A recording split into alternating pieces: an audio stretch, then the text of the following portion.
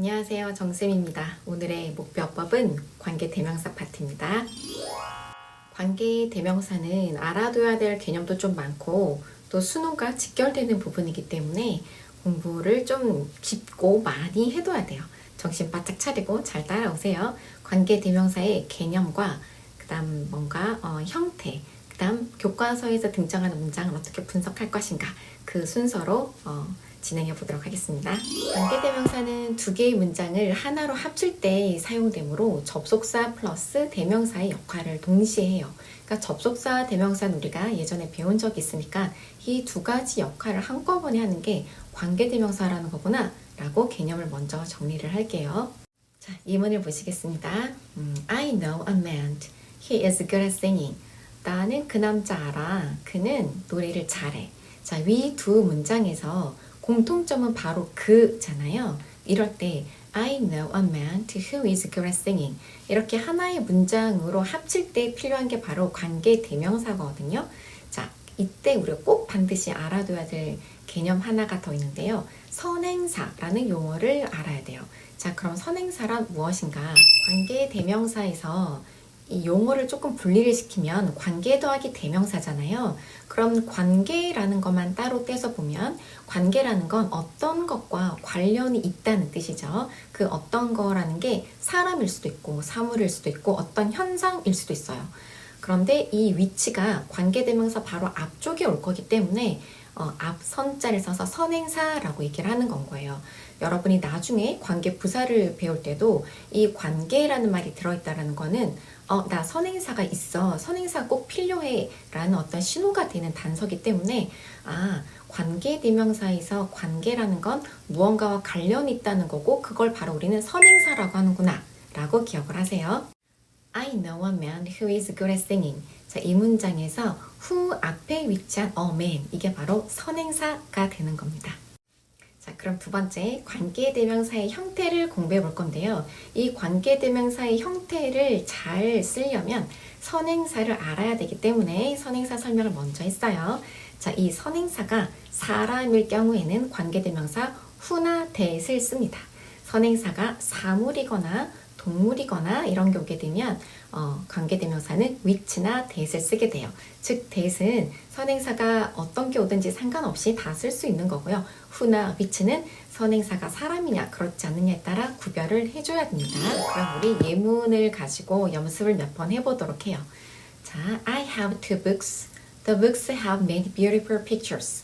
이 두 문장을 제시 문장으로 주고 관계대명사를 이용해서 하나의 문장으로 합치시오라고 하게 되면 무조건 여러분은 두 개의 문장에서 같은 거 공통적으로 들어가는 그 단어의 밑줄을 긋는 연습을 꼭 하세요. 밑줄을 긋는 연습부터 해야 나중에 정말 실수를 안 할 수가 있어요. 자, 그럼 이 두 개의 문장은 books라는 공통 분모가 있네요. 그럴 때 I have two books. books는 사물이야. 그러니까 which 그 다음 have many beautiful pictures 라고 연결해서 써주면 됩니다. 뒤에 있는 the books를 한 번 더 쓸 필요가 없죠. 두 개의 문장을 합친다는 건 공통적으로 들어가 있는 분모를 하나만 쓰겠다라는 거기 때문에 그 지점에 바로 관계대명사가 들어간다 라고 생각을 하시면 돼요. 자, 한 문장 더. The girl was happy. She won the race. 그녀가 행복했습니다. 그녀는 우승했습니다. 자, 이 두 개의 문장에서는 the girl과 she가 공통 분모로 들어가 있습니다. 자, 하나로 합쳐보세요. The girl, 소녀니까 사람이네. Who won the race was happy 라고 하면 됩니다. 간혹 The girl was happy who she won the race 라고 하는 경우가 있는데요.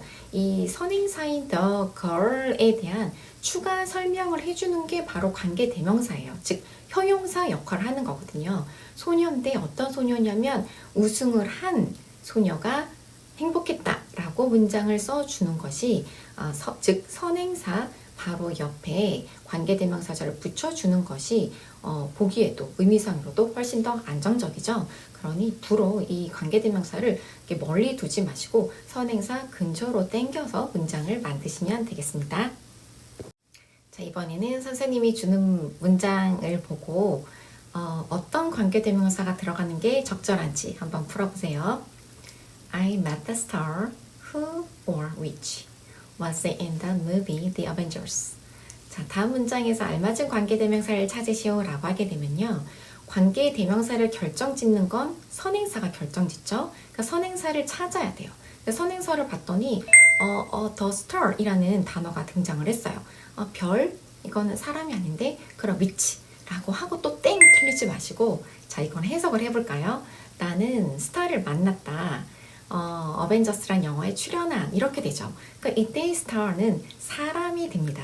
그러니 who를 써야 정답이 되겠죠. 그러니까 뭔가 문제를 낼 때 출제자들은 학생들이 이렇게 내면 또 덤벙덤벙하게 이렇게 풀다가 틀리겠지라는 지점을 이미 다 알고 계신 분들이에요. 그렇기 때문에 여러분들은 그 출제자의 의도에 넘어가지 않기 위해 문장 하나하나를 꼼꼼히 착실히 차분하게 다 보는 연습을 하셔야 됩니다. 세 번째, 주격 관계 대명사. 중학교 2학년 목표어법으로는 관계 대명사 중에서 특히 주격 관계 대명사를 다룹니다. 용어를 조금 끊어서 볼까요? 주격 관계 대명사, 즉 주어 역할을 하는 관계 대명사다 라고 일단 이해할 수 있죠. 예문 볼게요. Tom has a friend. He lives in New York. 자, 탐은 친구가 있습니다. 그는 뉴욕에 살아요. 자, 이 두 문장에서는 a friend와 he가 공통 분모가 되겠네요. 자, 선행사가 사람이니까 who를 쓰겠죠. 그리고 두 번째 문장에서 이 he가 주어 자리에 있잖아요. 그런데 he를 대신해서 who가 들어가는 거니까 대신 명사를 받는 거니 who가 대명사 역할을 하고 있죠. 그리고 이 he라는 거는 주어 자리에 있었으니까 당연히 who도 주어 역할을 하는 관계대명사, 그걸 우리는 주격 관계대명사라고 이름을 붙이는 건 거예요. 그러니 주격 관계대명사의 문장들을 쭉 모아놓고 보면 공통된 특징이 있는데 바로 주격 관계대명사 뒤에 동사가 하나씩 더 나온다라는 건 거죠. 그 동사는 물론 문장 전체의 핵심이 되는 뿌리 동사는 아니에요. 하지만 관계대명사 뒤에 반드시 숨동이가 하나 더 나와야 된다는 거 알고 계시죠? 자, 그런 식으로 관계대명사 중에서도 특히 주격 관계대명사는 바로 뒷자리에 동사가 등장하게 된다 라는 것까지 기억을 하세요. 자, 여러분이 이렇게 관계대명사 파트까지 배우고 나면 이제 뭔가 문장을 놓고 분석해야 될 것들이 조금 많아져요. 지식이 많아지고, 즉 문법 자원이 많이 생길수록 문장을 조금 더 디테일하고 정확하게 분석할 수 있게 되는 건 거죠. 자, 이제는 교과서에 등장했던 주격관계대명사 문장을 보고 어떻게 분석을 해야 되는 건지 같이 한번 해볼게요. 예문 보시겠습니다. A plantain is a fruit which looks like a banana. 자, 제일 처음에 뿌리 동사를 찾아서 동그라미를 해주세요. 이 문장에서 뿌리 동사는 is죠. is 동글. 그 다음에 드디어 숨는 동사가 등장을 했으니까요. 자, looks like가 있죠. 자, looks like 찾아서 네모. 물론 looks만 네모를 쳐도 상관은 없는데요. 이렇게 자동사일 경우에는 뒤에 어떤 전치사가 오느냐에 따라 뜻이 달라지기 때문에 우리가 내신 공부를 할 때 전치사 빈칸도 결국은 공부를 해야 되는 부분이니 looks like를 한 덩어리로 다 네모를 칠게요. 그 다음 이제 숨은 동사가 나왔으면 세 번째는 이 숨은 동사를 누가 숨겨줬느냐 그 지점을 찾아서 형광펜. 자, 이 문장에서는 바로 위치죠. 위치가 등장을 했으니까 이 자리 형광펜 하시고요. 그 다음 이 위치를 문법 자원으로 설명할 수 있어야 돼요. 아, 이 아이는 관계대명사야. 그 중에서도 주격 관계대명사야. 이렇게 얘기할 수 있어야 된다. 이제 내가 주관대를 배웠으니까 주관대 정도까지는 찾을 수 있어야 된다는 건 거예요. 그 다음 네 번째는 선행사를 찾으세요. 이 문장에서 선행사는 a fruit가 되겠죠. 자, a fruit을 밑줄을 긋고 이 선행사가 looks like의 의미상의 주어이기 때문에 반드시 이거 두 개가 수일치가 돼야만 됩니다. a fruit는 3인칭 단수죠. 그래서 look에 s가 붙게 돼요. 이 지점까지 반드시 확인. 요 네 가지 과정을 기계적으로 반복해서 연습을 하는 건 거예요. 문제가 출제되는 지점은 3번 지점과 4번 지점이에요. 즉 선행사에 알맞은 관계대명사를 썼니? 라고 묻는 것과 그게 통과됐으면 이제 그 뒤에 나오는 동사와 선행사를 수일치를 제대로 시켜줬는지 그걸 묻는 문제가 등장하게 된다는 거. 자, 교과서 문장 하나 더 연습해 볼게요. 자, people who live in Singapore come from many different cultures, so we have both Eastern and Western dishes at lunch. 자, 제일 먼저 뭐 한다? 뿌덩이 찾아서 동그라미. 이 문장에서는 comes가 나왔죠? 자, comes 찾아서 동그라미. 두 번째 여러분이 찾아보세요. 순동이. 어디 있나요? 네, 숨은 동사는 바로 live와 하나 더 있었죠? have가 있었습니다.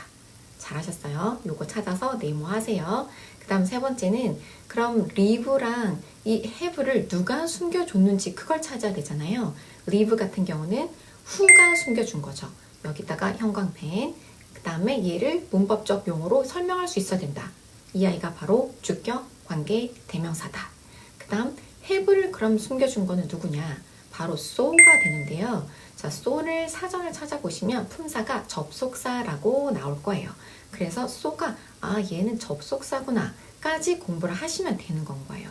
이 과정을 잘 하려면 그 전에 거 끄덕끄덕 그래머라든지 거기를 공부를 쭉 하고 온 친구들은 선생님 말이 조금 더 이해가 잘 될 거예요.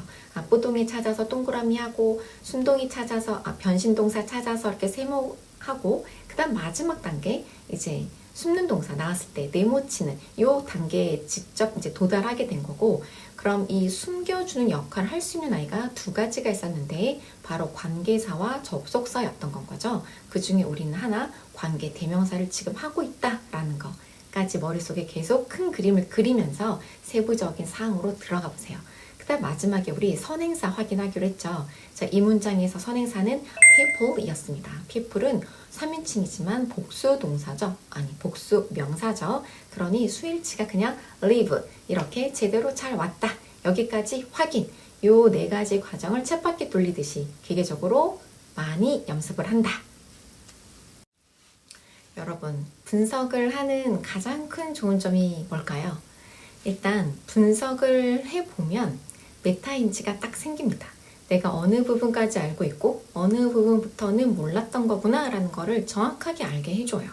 그런데 두리뭉실하게 그냥 넘어가게 되면 내가 그 문장을 읽을 수 있고 해석할 수 있으면 공부 다 된 거 아닌가? 난 아는 거 아닐까? 라는 착각을 한다는 건 거죠. 자, 분석이라는 거는 영어에 대한 문장 구조를 정확하게 볼 수 있느냐를 묻는 거고요. 또 해석뿐만이 아니라 어법 문제 같은 것들을 수월하게 직관적으로 잘 풀어내기 위해서 기본적으로 반드시 거쳐야 될 과정이에요. 그러니 만약에 내가 동사를 못 찾겠어. 그럴 수도 있죠. 다 동사 아니야? 뭐가 뿌리 동사라는 거지? 라는 생각이 들 수도 있고요. ing가 적혀져 있는 걸 보고 이거 세모네? 라고 표시는 했는데 사실 ing는 동명사도 되고 현재 분사도 되잖아요.